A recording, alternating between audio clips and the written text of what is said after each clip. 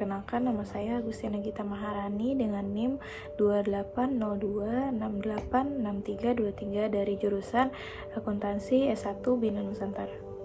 Pada kesempatan kali ini, saya akan membahas tentang gaya hidup sehat sebagai kontribusi individu terhadap SDG 3, Good Health and Well-being. Melalui video wawancara ini, kita akan melihat bagaimana gaya hidup sehat dapat mendukung tercapainya SDG 3. Selamat menyaksikan. Halo semuanya, hari ini kita bakal ngobrol bareng sosok yang super inspiratif banget soal hidup sehat, mulai dari pola makan sampai rutinitas olahraga. Langsung aja, biar gak penasaran, kita kenalan sama narasumbernya. Halo, aku Nila, aku 32 tahun dan saat ini bekerja di salah satu perusahaan konsultan di Jakarta. Oke, terima kasih Mbak Nila untuk perkenalannya. Biar nggak lama-lama, kita langsung aja masuk ke pertanyaan pertama ya. Sebenarnya apa sih yang pertama kali mendorong Mbak Nila tuh buat konsisten jaga pola makan dan olahraga? Sebenarnya awalnya karena saya pengen kurus, bagaimana kebanyakan orang-orang pada umumnya. Namun semakin kesini, saya bukan hanya ingin Kurus aja. Iya, kurus aja. Ternyata kurus itu bonus. Oh. Bahkan setelah jaga pola makan dan konsisten olahraga, itu jauh lebih penting dari itu adalah kualitas hidup. Iya. Untuk pola makan Mbak Nila sendiri itu gimana sih yang biasanya sehari-hari dimakan supaya tetap fit kayak sekarang? Kalau saya pribadi sih, saya menerapkan namanya mindful eating. Jadi kita memiliki kesadaran penuh terhadap apa yang kita makan. Karena kita itu adalah apa yang kita makan. You are what you eat. Betul gitu. Saya selalu mengusahakan makanan yang saya makan itu 70-80% harus memiliki nutrisi dan komposisi makanan yang bagus gitu. Yang kedua itu saya menerapkan first meal itu harus bagus. Kenapa first meal itu harus cukup nutrisi ya? Agar apa yang kita makan pertama kali itu tidak membuat peningkatan gula darah yang ekstrim di tubuh kita. Biasanya kalau disebutkan glucose spikes ya, karena itu membuat banyak hal negatif ya untuk tubuh kita ya. Masalah aging juga bisa bikin mood kurang bagus, bahkan ya craving. Makanya first meal itu penting buat saya. Makanya mungkin Mbak Nila ini kelihatan sangat awet muda di umur 32 ini ya. Makasih ya. Kira-kira gimana cara ngatasin godaannya kayak aduh craving junk food gitu?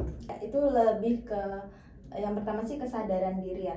Saya sebenarnya makan juga. Makan. Tapi kan saya spare ada 20% tadi yang saya bilang kan. Betul. Jadi saya pastikan tubuh saya sudah mendapatkan nutrisi yang bagus seharian.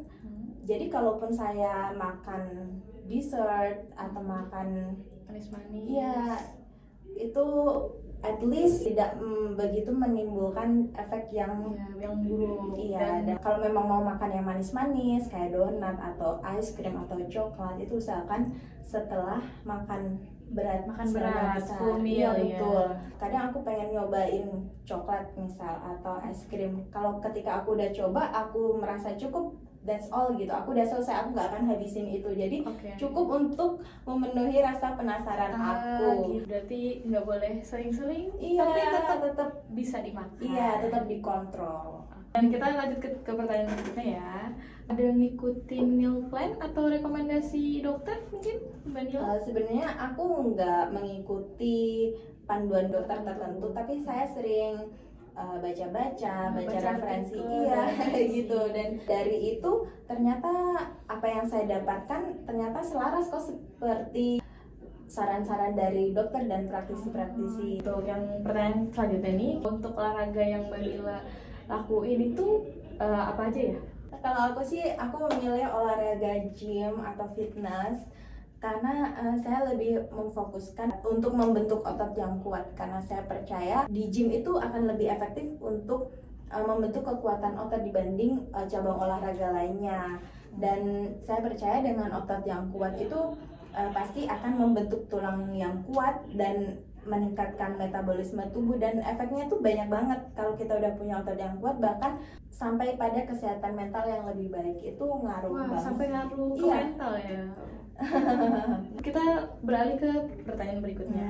Gimana sih cara membangun konsistensinya gitu supaya akan tetap rutin selalu menjalani olahraga yang tadi Mbak Nila sebutkan itu nge-gym ya? Ketika saya sibuk, pasti saya mengurangi intensitas olahraga saya sih.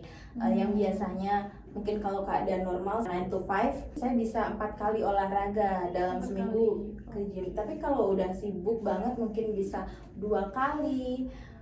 Tapi saya tidak benar-benar off gitu. Jadi ketika mungkin di minggu ini sibuk, minggu depan gak sibuk, saya akan mulai latihan lagi. Sebenarnya seperti itu aja sih. Oke, kita lanjut ke pertanyaan berikutnya. Dari Mbak Nila sendiri nih, merasa dampaknya terhadap kesehatan fisik sama mentalnya Mbak Nila tuh gimana? Auto ngefek sih sebenarnya kalau kita tuh olahraga, karena kalau saya habis nge-gym aja ya, itu bawaannya happy. Oh gitu. Iya, sering moodnya bagus. Itu Hmm. karena apa? Karena saat olahraga tubuh ini akan mengeluarkan hormon-hormon serotonin dan endorfin yang bikin kita happy. Oh itu Iya. juga bisa ya kita dapetin dari Dari olahraga. olahraga. Itu salah satunya dari olahraga. Tapi lebih dari itu, alhamdulillah nih selama saya olahraga, saya juga jarang banget sakit. Oh, Jadi iya, betul sih. iya. Soalnya saya saksinya sendiri ya. Meskipun saya flu, misalkan flu 2 hari 3 hari udah sembuh, jadi penyembuhan itu lebih cepat daripada healingnya lebih cepat, imunnya juga lebih iya, kuat itu gitu sih ya. yang aku rasain sampai saat ini. Sepertinya kita udah sampai ke penghujung pertanyaan ya guys. Pertanyaan terakhir ini, pesan apa sih yang Mbak Nila ingin sampaikan kepada orang-orang nih, khususnya anak-anak seperti aku, anak muda, supaya lebih peduli Lebih aware sama ya. kesehatan gitu. Iya, aku lebih ingin berkata bahwa kamu ini adalah apa yang kamu makan gitu.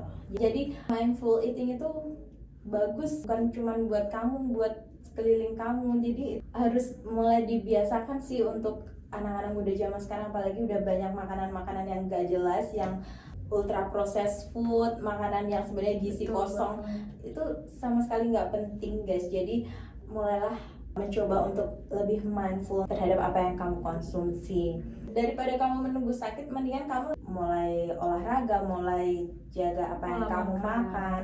Ini juga bukan cuma buat kamu aja, tapi buat orang-orang yang kamu cintai juga. Apalagi kalau untuk keluarga. iya, untuk keluarga. Pastinya kalau buat yang udah berkeluarga pasti pengen dong hidup lebih lama dengan anak-anak, suami. Iya. Masa depan tuh kita nggak ada yang tahu, tapi kita bisa mengusahakan yang terbaik, yang apa bisa kita lakukan. Wah, keren banget ya guys. Sangat-sangat applause dengan narasumber kita hari ini. Dan mungkin next kita bisa ngobrol-ngobrol. Iya. Terima kasih banyak Mbak Nila. Sama-sama. Sekian See ya. you. Dadah. Dadah. Nih, makan martabak, aku buang kulitnya, dimakan ayamnya doang. Sebegitunya. Terus habis ini mau ngapain, Mbak? Mau nge-gym. Demikian hasil wawancara saya tentang gaya hidup sehat sebagai kontribusi individu terhadap SDG 3. Semoga dari wawancara ini kita bisa termotivasi untuk menerapkan pola hidup sehat. Terima kasih sudah menyaksikan.